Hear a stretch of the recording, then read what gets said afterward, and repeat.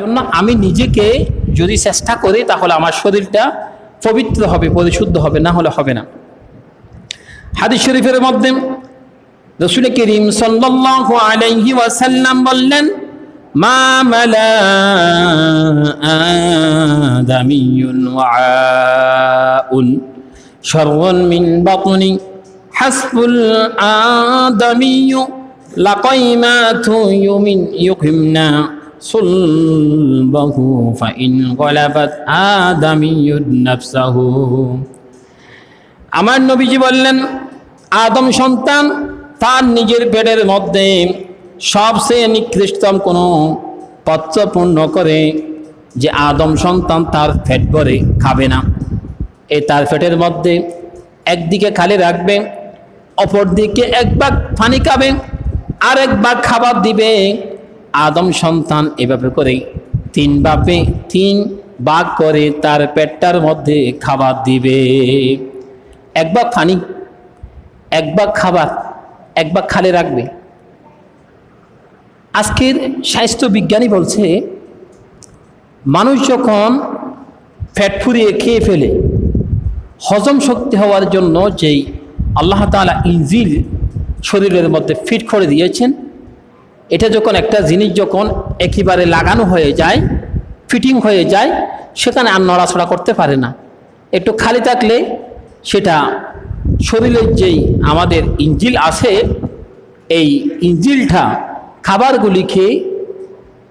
খাবারগুলিকে এগুলিকে রিপেয়ারিং করে খাদ্য নলি দিয়ে যেখানে যাওয়া দরকার, কিছু শক্তির জন্য যাওয়া হয়, কিছু আমাদের পাকস্থলী থেকে বিভিন্ন দিকে রক্তর দিকে যাওয়া হয়, এরকম প্রত্যেকটি জায়গায় জায়গায় পৌঁছে যাবে।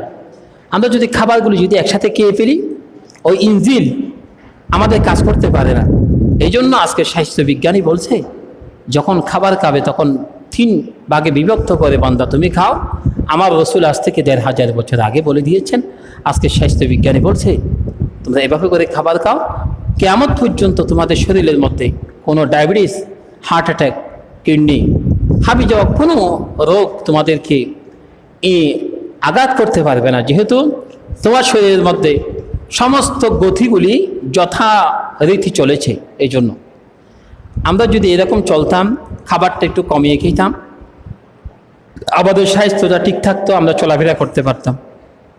বেশি খাই, চলাফেরা করতে পারি না, শরীরের ওজন ভারসাম্যহীন হয়ে যায়, কিছুদিন পরে শরীর ড্যামেজ হয়ে যায়, নষ্ট হয়ে যায়। এই জন্য রাসূল করিম সাল্লাল্লাহু আলাইহি ওয়াসাল্লামের হাদিসগুলিকে আমাদেরকে অনুসরণ করা, ফলো করা আমাদের জন্য একান্ত কাম্য এবং আমাদের জন্য প্রয়োজনীয়।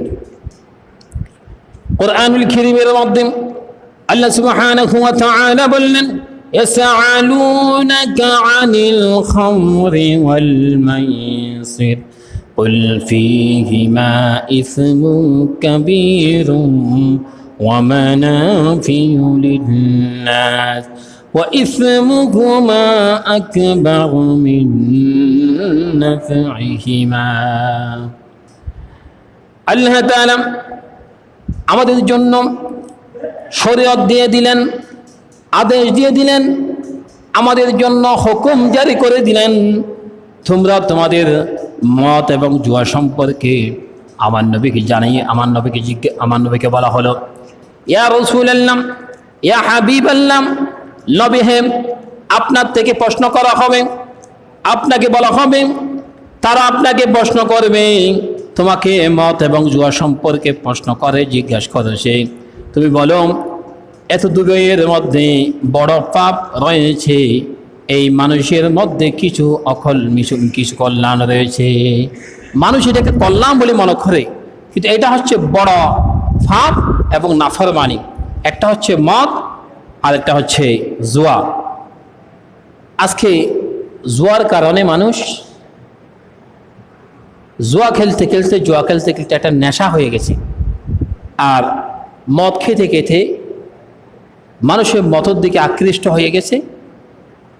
মদ মানুষের শরীরের কিডনি নষ্ট করে ফেলে, সেন্সর নষ্ট করে ফেলে। ব্রেনের স্ট্রোক করার জন্য যারা স্ট্রোক করে তারাই বেশি করে, যারা বেশি মদ পান করে।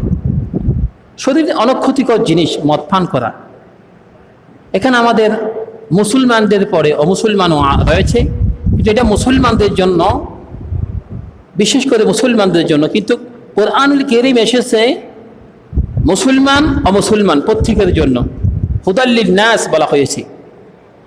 কোরআনুল কারীমে হুদাল্লিল মুত্তাকিন বলা হয় নাই, হুদাল্লিল নাস বলা হয়েছে, হুদাল্লিল কাফিরিন বলা হয় নাই। হুদাল্লিন নাস মানে এই কোরআন আল্লাহ তাআলা সমস্ত মানুষের জন্য দিয়েছেন। যারা কোরআনকে অনুসরণ করবে, আল্লাহর কোরআনের নির্দেশনা মানবে, আল্লাহ তাআলা এই কোরআনুল কারীমের বরকত দিয়ে, এই কোরআনুল কারীমের শেফা দিয়ে সমস্ত মানুষের অশান্তি দুর্দশা দূর করে দিবেন। সুবহানাল্লাহ। অশান্তি এবং দুর্দশা এই কোরআন মানুষের কাছ থেকে ফিরিয়ে নিবে। তাহলে মদ খাওয়া এটা মুসলমানদের জন্য একটি অবৈধ জিনিস, এটা ক্ষতিকর জিনিস।